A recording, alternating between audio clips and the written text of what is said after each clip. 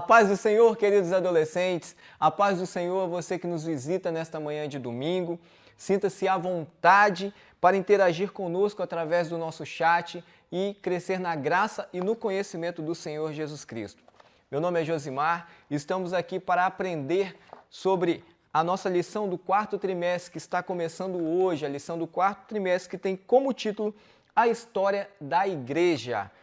E glórias a Deus por isso. Nós iremos aprender grandes coisas, uma história cheia de poder e graça. E vocês vão entender por que cheio de poder e graça.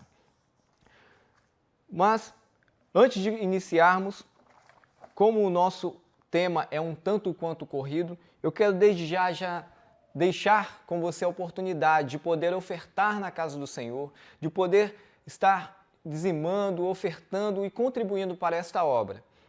É uma prática da igreja local. Você que nos visita nesta manhã, não sinta-se constrangido, mas se quiser assim fazer, no rodapé do seu vídeo irá aparecer as informações da conta da igreja e também o QR Code do PicPay, para assim facilitar a sua contribuição. E eu já quero orar com você, agradecendo ao Senhor por esta manhã maravilhosa, agradecendo ao Senhor pela oportunidade de nos reunirmos online, pela oportunidade de termos esse canal de acesso maravilhoso que tem sido uma bênção, essa ferramenta para as nossas vidas. Eu quero desde já também orar por você que está ofertando nesta manhã, por você que irá ofertar à noite, também no culto à noite. Você que nos visita, se quiser nos fazer uma visita também presencial, à noite teremos culto, que você também possa procurar os nossos irmãos, ou até mesmo no chat, conversar conosco e se reunir conosco também para glorificar o nosso Deus juntos. Vamos assim orar? Que você, nesse momento aí no seu lar, que você possa se desligar de tudo que tem prendido, que tem roubado a sua atenção nesse momento. Que o Espírito Santo de Deus possa abundar poderosamente na tua casa nesse momento. Que a graça do Senhor possa alcançar aqueles lugares, ó Deus. Ah, Senhor Santo e poderoso, venha, ó Deus, fazer conosco, ó Pai, aquilo que homem nenhum pode fazer, Senhor. Que o Teu Espírito Santo possa nos mover nesta manhã, Senhor. Que nós possamos nos encher, ó Deus, com o Teu Espírito Santo, ó Pai, pois o Senhor prometeu à Tua igreja, o Senhor prometeu àqueles que esperam em Ti, Senhor, que o Senhor derramaria sobre nós o Teu Espírito Santo, Senhor. E é a Ti que clamamos, ó Pai bendito. Que o Senhor venha nos encher nesta manhã gloriosa, que o Senhor venha, ó Deus, nos avivar, ó Deus, nos renovar, ó Deus, com glória, Senhor. Ó Deus Santo, nós te clamamos, Senhor, e te pedimos, ó Pai, que o Senhor tenha, ó Deus, misericórdia de nossas vidas, ó Pai. Que o Senhor venha, ó Deus, perdoar, ó Deus, os nossos pecados, Senhor. Que o Senhor venha, ó Deus, nos avivar, ó Deus, como igreja santa e poderosa, lavada e remida pelo sangue do Cordeiro Jesus Cristo, o nosso único e suficiente Senhor e Salvador. Senhor, nós te agradecemos, ó Pai, também pelos dízimos, pelas ofertas alçadas nesta manhã, para a Tua obra, para a Tua glória, para a honra do Teu santo nome, Senhor Deus, nós te agradecemos e desde já, ó Deus, te pedimos que o Senhor venha derramar chuva de bênçãos sobre a vida de cada um que nesta manhã contribuiu, ó Pai, com o coração cheio de gratidão e alegria por tudo aquilo que o Senhor já tem feito em nossas vidas. E você diga na sua casa, amém. Glórias a Deus. A nossa lição de hoje, queridos adolescentes, confesso que quando eu vi, muito me alegrei com esse ensino, porque fala nada mais, nada menos do que a história da igreja, a nossa história, a história do povo de Deus. Porém, também me preocupei porque é algo tão grande e tão detalhoso para que possa explicar dentro de tão pouco tempo. Mas, analisando com um pouco mais de calma, percebi que isso será fracionado. Então, eu quero aqui destacar com vocês, e isso é muito importante que vocês possam acompanhar, os pontos que iremos abordar durante todo esse quarto trimestre. Notem vocês, aula de hoje, como surgiu a igreja. Aula 2, a expansão da igreja. A aula 3, a igreja perseguida. Defensores da fé é a aula de número 4. E a aula de número 5, a propagação do cristianismo. Depois temos os pré-reformadores, a reforma protestante, o avivamento wesleyano, os dois grandes despertamentos, os primeiros passos do evangelho no Brasil e o início do movimento pentecostal é a lição de número 11. Logo após também teremos o avivamento na Rua Azusa. E, para fechar, as igrejas de hoje. As igrejas hoje. Então, só aí você já pode ter uma demonstração do que vem por aí. É muita coisa interessante, é muita coisa legal e também que nos faz querer mais em progredir no avanço da história da igreja. Glórias a Deus por isso. Bom, hoje iremos aprender um assunto interessante e cheio de poder, eu já disse isso. E por que cheio de poder? Vocês vão entender por que ele é cheio de poder. Bom, queridos, a humanidade ela é realmente algo incrível, não é mesmo? Pela graça do Senhor nós avançamos e avançamos em diversas áreas. Avançamos na ciência, avançamos na área da medicina, na engenharia, criamos coisas, inovamos, construímos grandes cidades, edificamos prédios, casas, coisas grandiosas. Homens colocam e marcam seus nomes na história. E a gente fica se perguntando, né? Quando a gente de repente chega diante de um grande monumento, de algo, por exemplo, de uma cidade construída e planejada arquitetonicamente, nós ficamos se perguntando quem foi o primeiro homem, quem foi a primeira pessoa que pensou, que se aventurou a se lançar-se no desconhecido. Então nós acabamos ali tentando argumentar, tentando entender quem seria a primeira pessoa que teve aquela brilhante ideia ou que teve aquela ideia de falar bem assim, bom, eu vou que vai dar certo. O fato é que nós, seres humanos, somos extremamente fascinados pelo novo. E hoje vemos as coisas funcionando numa ordem bem formatada, algo que tem, sabe, tudo ordinariamente, todas as coisas em seu lugar, devidos lugares, como, por exemplo, a nossa igreja hoje. Mas você já se perguntou como que começou? Você já se perguntou como que começou, como que eram as primeiras igrejas? Você, por exemplo, já ouviu relatos por exemplo, dos seus pais, dos seus avós ou de pessoas mais antigas na fé sobre como que eram as igrejas de antigamente, como que tudo isso começou. Sabe o que isso se chama? Isso se chama história. Você sabia? E a história ela é importante. A história ela é importante porque através da história nós encontramos respostas ao que é novo. Como? Nós encontramos resposta através de coisas antigas para o que é novo. É isso mesmo.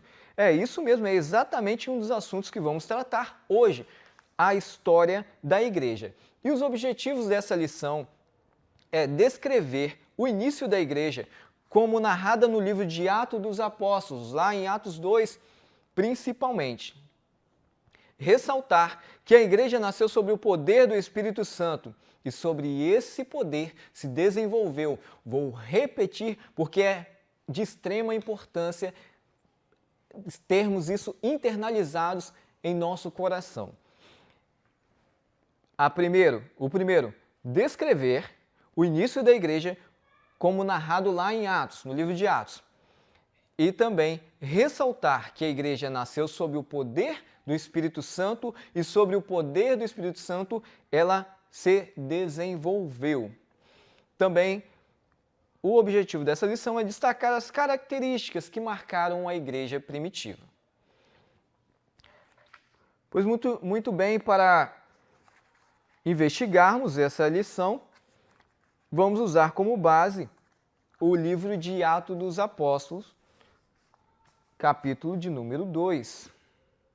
Atos dos Apóstolos, capítulo de número 2, que está lá na sua página 23 do seu livro, da sua Bíblia devocional.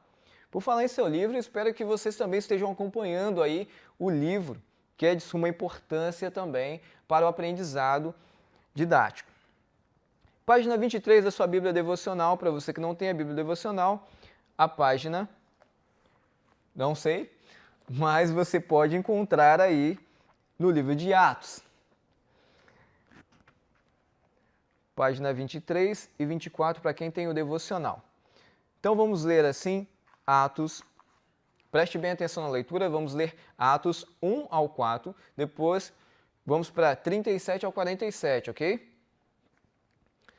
Atos de 1 ao 4. A descida do Espírito Santo. E cumprindo-se o dia de Pentecostes, estavam todos concordantemente no mesmo lugar. E de repente veio do céu um som, como de um vento veementemente impetuoso, e encheu toda a casa que estavam assentados. E foram vistas por eles línguas repartidas como que de fogo, as quais pousaram sobre cada um deles. E todos foram cheios do Espírito Santo. E começaram a falar noutras línguas, conforme o Espírito lhe concedia que falassem. Glórias a Deus, esse foi o verso 4. Agora vamos passar lá para o verso 37 até o 47. Você que tem o devocional, página 24, verso 37. E ouvindo eles isto, compungiram-se em seu coração. E perguntaram a Pedro e aos demais apóstolos: que faremos, irmãos? E disse-lhe Pedro: arrependei-vos, e cada um de vós seja batizado em nome de Jesus, em remissão de pecados, e recebereis o dom do Espírito Santo. Porque a promessa vos diz respeito a vós, filhos, e a todos os que estão longe, a tantos quantos Deus, nosso Senhor, chamar. E com muitas outras palavras isso testificava, e os que exortava dizendo: salvai-vos dessa geração perversa. De sorte que foram batizados os que de bom grado receberam a sua palavra. Naquele dia agregaram-se quase 3.000 almas. E perseveravam na doutrina dos apóstolos, e na comunhão, e no partir do pão, e nas orações, e em toda a alma havia temor, e muitas maravilhas e sinais se faziam pelos apóstolos. E todos criam que estavam juntos e tinham tudo em comum. Verso 45 vai dizer: e defendiam as suas propriedades e bens, e repartiam com todos, segundo cada um havia de mister. E perseverando unânimes todos os dias no templo, e partindo o pão em casa, comiam juntos com alegria e singeleza de coração, louvando a Deus e caindo na graça de todo o povo. E todos os dias se acrescentava ao Senhor à igreja aqueles que haviam de se salvar. Glórias a Deus por sua palavra bendita. Glórias a Deus pela manifestação do Espírito Santo sobre a igreja primitiva. Glórias a Deus pela manifestação do Espírito Santo hoje aí no seu lar, hoje aí na sua casa. Glórias a Deus porque o Senhor, Ele é fiel com a sua palavra. Irmãos, essa passagem a qual nós acabamos de falar, ela tem um pano de fundo baseado num cenário não muito amigável, por assim dizer. Esse período em que houve a manifestação, em que houve o cumprimento da profecia lá de Joel, que o Senhor derramaria o Espírito Santo sobre os discípulos. Esse período foi um período que se deu logo após, na verdade foram 50 dias após a morte de Cristo, a morte e ressurreição de Cristo. Jesus Cristo estava há 40 dias, ele morreu, ressuscitou, foi testemunhado pelos discípulos, né, a sua ressurreição, a sua morte e ressurreição. E durante 40 dias andou ainda por esta terra, fazendo, né, concluindo o seu ministério. Após 40 dias, Jesus Cristo é assunto aos céus.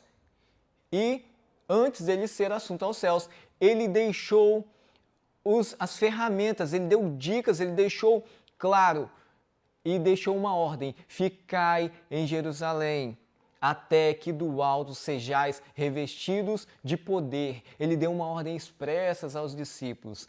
E o Senhor ali estava convicto de tudo que ele estava falando. E os discípulos assim o fizeram. E 10 dias após o Senhor ser assunto aos céus, acontece o Pentecostes, que está lá em Atos 2.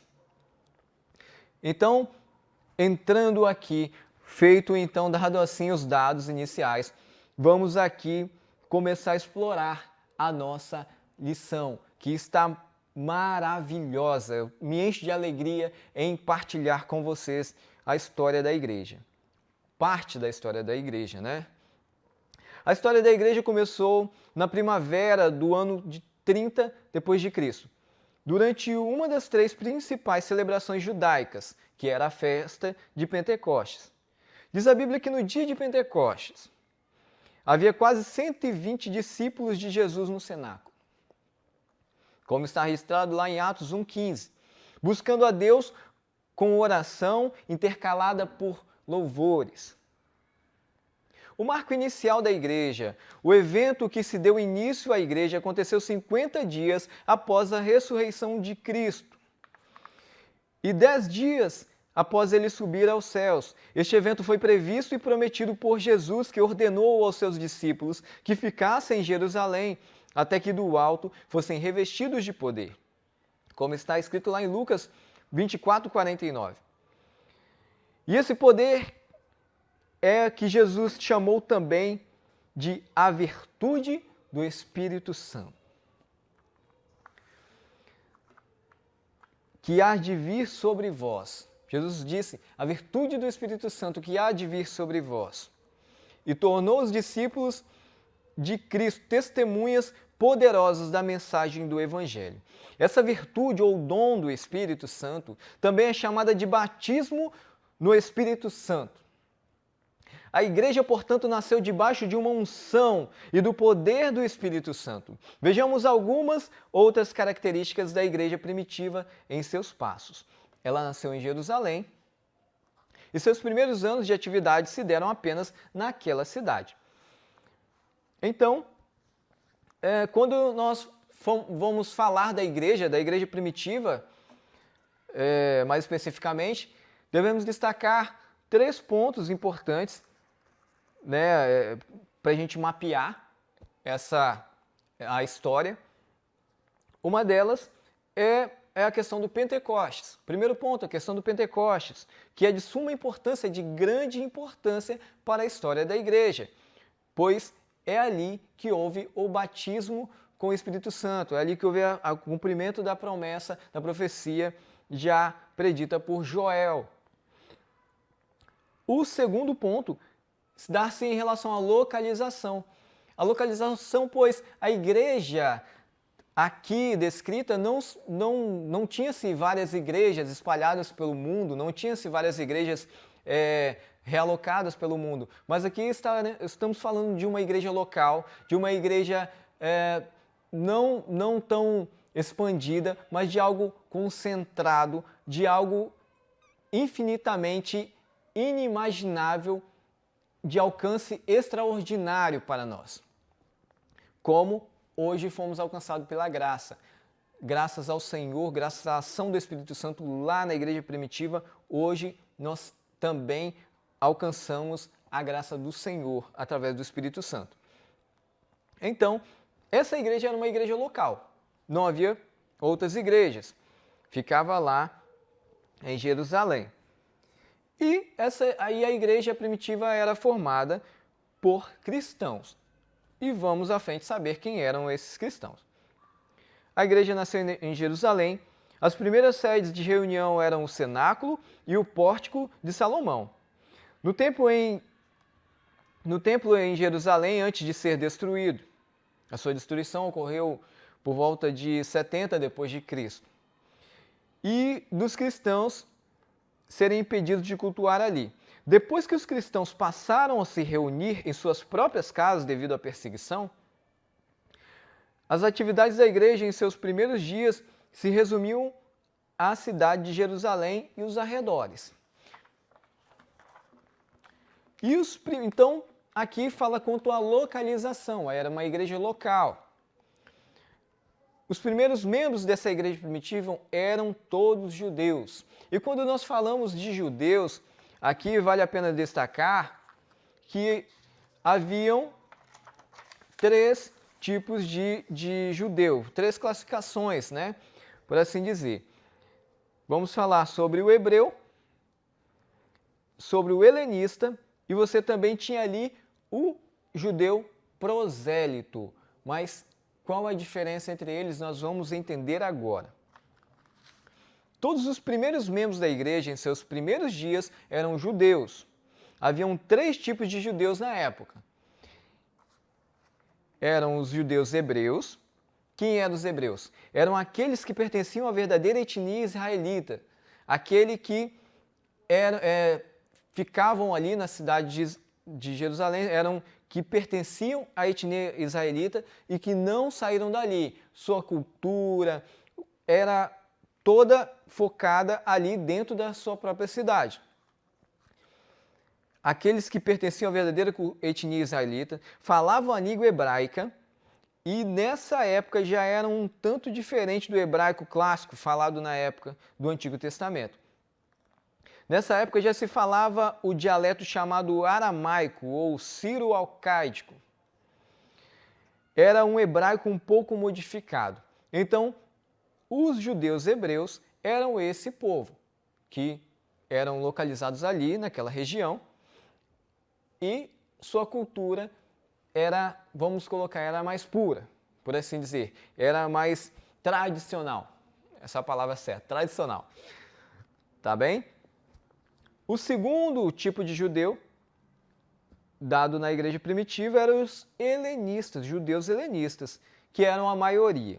Quem eram esses? São descendentes dos judeus que foram dispersos lá na diáspora, depois da primeira destruição de Jerusalém, séculos antes de Cristo. Muitos dos judeus helenistas, inclusive não moravam, né, em Jerusalém ou na Judéia, mas eles mantinham a tradição, mantinham os ritos, mantinham toda a sua tradição judaica, mas eles não moravam em Jerusalém nem na Judéia, pois durante a dispersação dos judeus, a diáspora, eles se mudaram, se realocaram para cidades distantes, cidades vizinhas também, mas não retornaram. Entretanto, ficaram com a forte cultura judaica. Esses eram a maioria, os judeus helenistas. Muitos dos judeus helenistas, inclusive, não moravam em Jerusalém ou na Judéia, como eu já disse, mas em nações estrangeiras, na cidade onde os reis residiam para manter a sua tradição. Haviam criado sinagogas, isto é, salões próprios de culto.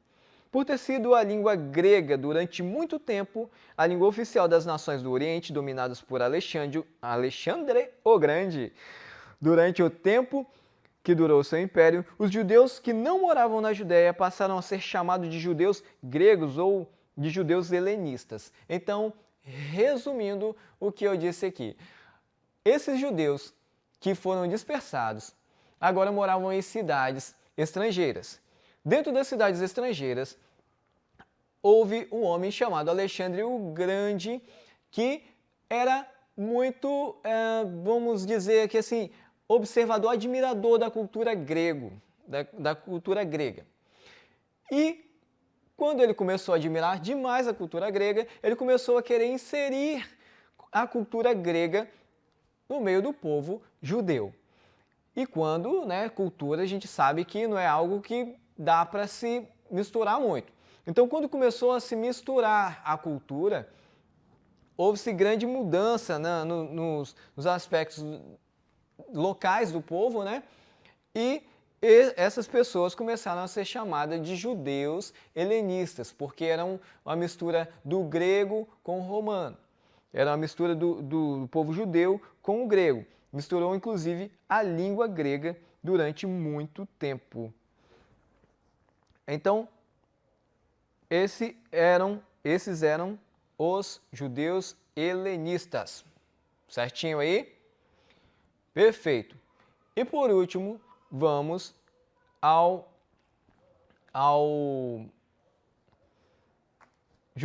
judeus prosélitos. Só um destaque aqui para os judeus helenistas. Muitos dos judeus helenistas aceitaram o evangelho na pregação de Pedro no dia de Pentecostes, quando nós lemos aqui a partir do verso 37, que diz assim: e ouvindo eles isto, compungiram-se em seu coração e perguntaram a Pedro e aos demais apóstolos: o que faremos, homens, irmãos?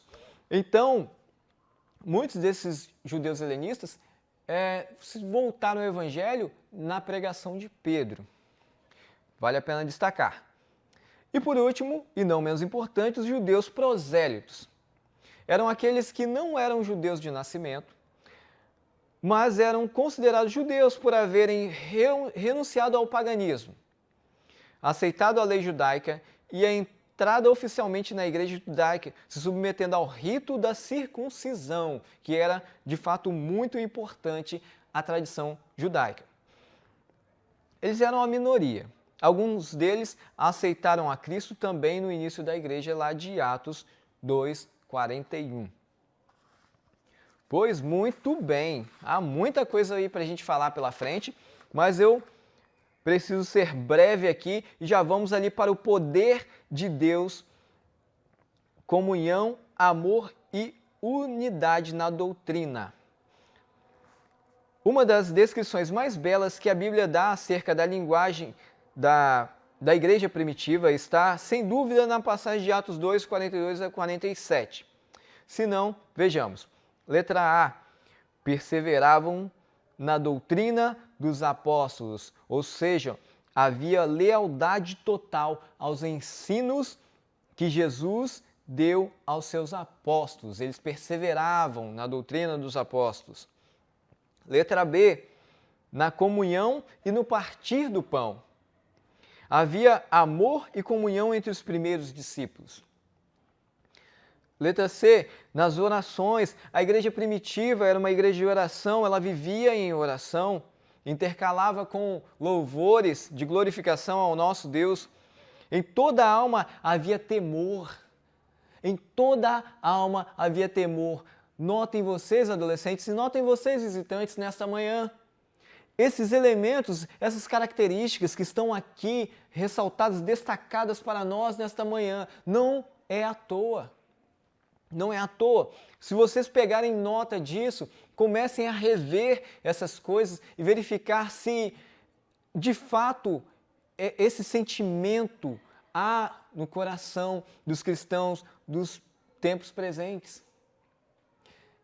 É uma bela receita para a comunhão, a presença do Santo Espírito do Senhor. Perseverar unânime na doutrina dos apóstolos, na comunhão e no partir do pão, nas orações. Em toda a alma havia temor. Na sua alma há temor.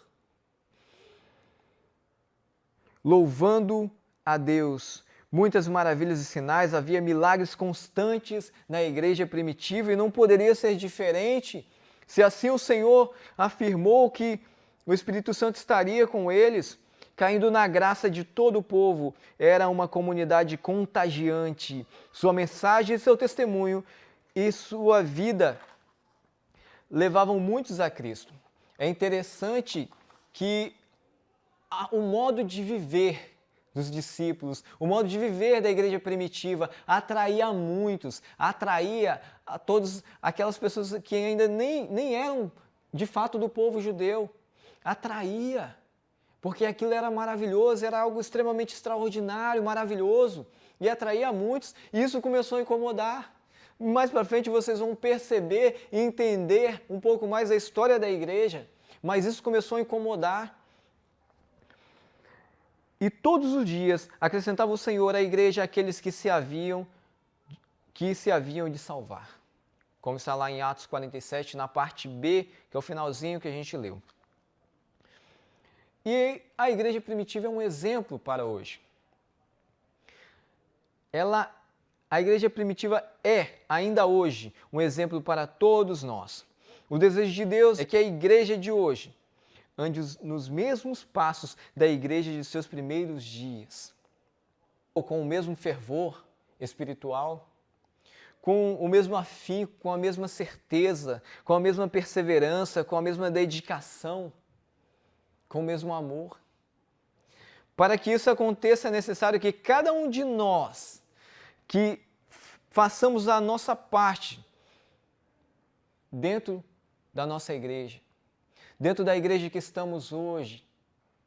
Você pôde perceber e acompanhar um pouquinho comigo, se hoje pertencemos a uma congregação, a uma eclésia, a uma igreja, é sinal que lá no passado alguém se aventurou, alguém se propôs, ousou a entrar em lugares onde outros não entraram antes, para que hoje pudéssemos ter esse formato.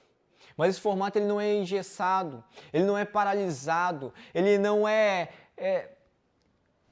algo que não se pode mudar, mas pelo contrário, o Espírito Santo do Senhor, ele se renova a cada manhã, a sua ação sobre as nossas vidas, a experiência que você pode ter hoje com o Senhor, na sua casa, dentro do seu quarto, em oração, é algo extraordinário. Você pode tomar doses espirituais do Senhor a cada dia. Você pode provar e testemunhar a ação do Espírito Santo hoje aí na sua casa, através da oração, da palavra, do jejum, da consagração. Sede forte, vigilante, seja consistente na presença do Senhor, desafie a si mesmo a perseverar na oração, na doutrina dos apóstolos, na comunhão, no amor, no partilhar do pão, na alegria em estar reunido com os irmãos. Igreja, que maravilha, igreja! Oh, aleluia, glória a Deus pela sua presença maravilhosa. Apliquemos em nossas vidas os princípios da igreja primitiva e teremos uma vida espiritual avivada na presença de Deus. E a partir de nós, Deus poderá começar um grande avivamento em nossa família, em nossa igreja e na cidade e país onde nós vivemos.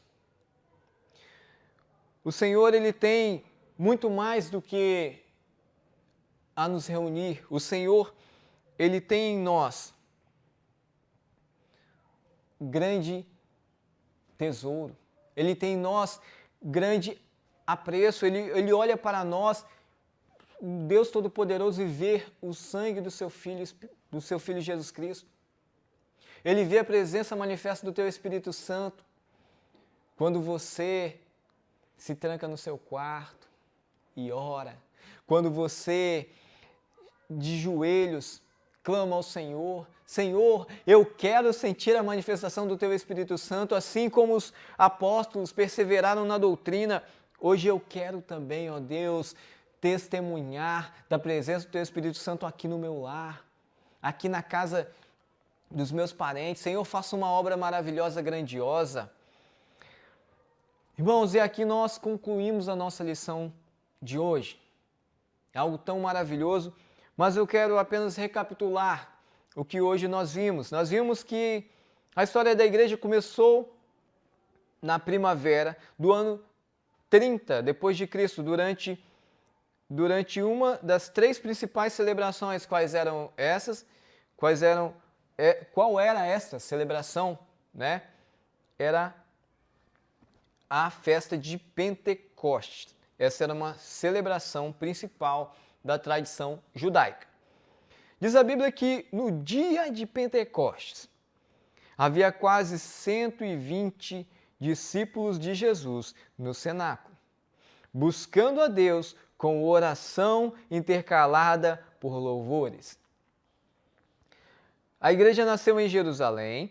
Suas primeiras sedes de reunião eram no cenáculo e no pórtico de Salomão, no templo em Jerusalém, antes desse ser destruído. E a sua destruição ocorreu por volta de 70 depois de Cristo. E antes também dos cristãos serem impedidos de cultuar ali. Depois, os cristãos passaram a se reunir em suas próprias casas devido à perseguição. A igreja primitiva é, ainda hoje, um exemplo para todos nós.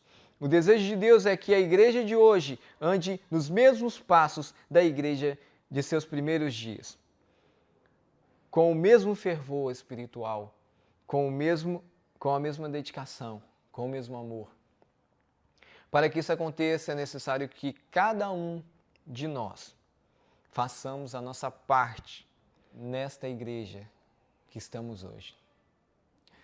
Eu sempre bendigo e tenho convicção exata disso, irmãos, que o que esses irmãos plantaram no passado, hoje nós estamos colhendo. O que os nossos pais plantaram também há anos atrás, estamos nós colhendo hoje. E para aqueles que é um pouco mais antigo na igreja, um pouco mais antigo na fé, eles observam e conseguem identificar claramente que tem se mudado bastante o fervor espiritual da igreja. Cada vez mais tem se esfriado. Isso o próprio Jesus predisse, né? Que o amor de muitos se esfriaria. Mas nós temos a responsabilidade de hoje, pois nós já temos a oferta, nós já temos a promessa do Espírito Santo, que se buscarmos Ele hoje, Ele irá nos avivar. Se buscarmos Ele hoje, Ele irá nos socorrer, Ele irá bater a poeira, tirar a cinza que está pairando sobre a vida daqueles que estão adormecidos na fé. Nós temos a promessa.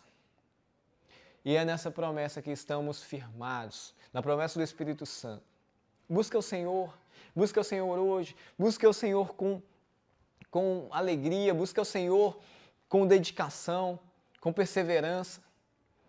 Pois o que nós plantamos hoje, o fervor que nós buscamos hoje, irá depender do futuro também, das nossas crianças, das crianças mais novas, né? Pois se falharmos em passar o bastão hoje, lá na frente, como será a igreja? Será que poderíamos ler essa palavra e dizer: e havia temor no coração de todos? Será que lá na frente vai haver temor no coração dos nossos netos, dos nossos bisnetos, da nossa descendência? Busque o Senhor hoje. Que o Senhor abençoe a sua vida. Que o Senhor abençoe esta lição maravilhosa que veio a nos moldar, a nos enriquecer com bastante graça e nos trazer a uma responsabilidade, nos chamar a uma responsabilidade singular, que é buscar ao Senhor enquanto se pode achar. Que o Senhor abençoe a sua vida em nome de Jesus. Amém.